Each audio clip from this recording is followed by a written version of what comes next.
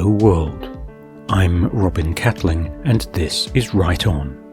Join me in my author journey as I delve into the craft of writing, bringing you tools, tips and lessons learned the hard way so you don't have to.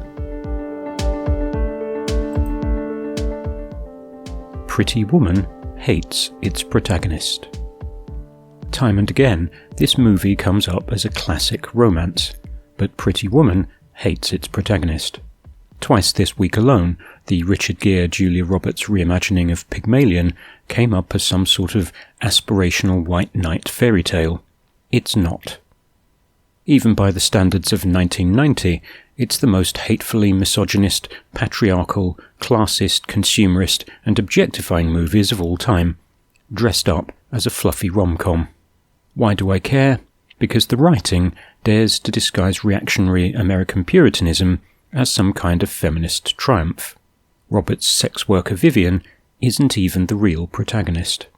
Despite the title and the share of screen time, it's silver fox Richard Gere as uber-capitalist and little boy lost Edward Lewis who has to learn the moral lessons.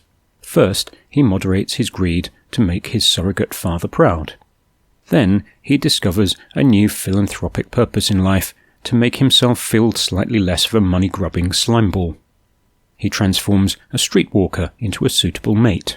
He rides his white Charger, limo, to the rescue, whether Vivian wants rescuing or not. What? Of course she needs rescuing. That's the subtext of the entire movie. Pretty Woman is all about Edward becoming a grown-up, responsible member of the patriarchy, whom Vivian will love, honour and obey, because that's her allotted role in life. Vivian's mostly flat arc consists of seeing the error of her ways, giving up a life of cleaned-up, glamorised prostitution and going back to school. Thus the archetypal fallen woman is reformed as a conforming member of society. She slides back into the gender role expected of her. Next stop, Stepford wife. But surely Vivian sets the conditions of the deal with Edward out of the gate. She's intelligent, independent, determined. She appreciates opera, La Traviata, about a prostitute no less. No, she's quickly seduced by the money and luxury and railroaded into floral patterned summer dresses. If we want to be really scathing, she swaps one form of prostitution for another. One is transactional, the other wrapped in rose-coloured paper with a diamond-encrusted bow. But surely Vivian is the one who rescues Edward and makes him the dashing romantic hero.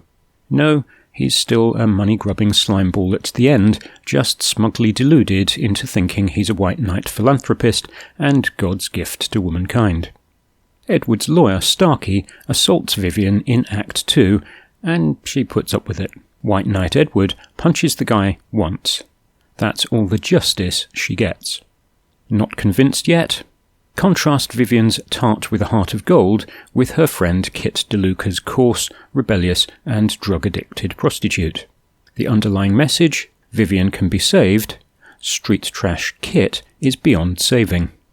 When Vivian gives her money at the end, the implication is Kit will spend it on her drug habit.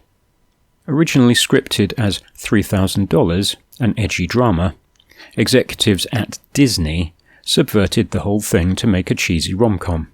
They changed the title to Pretty Woman for the sake of the Roy Orbison theme song. That immediately objectified the character, who is seen entirely through the male gaze from sex kitten to trophy wife.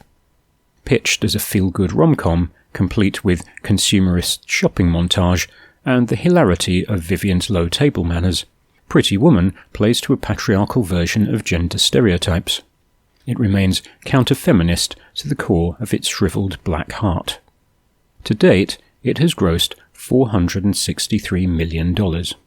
I only paid £1 to see it on release, and I still feel cheated. Why doesn't everyone else? I rarely hate movies, but the way Pretty Woman hates its protagonist, I'll make an exception.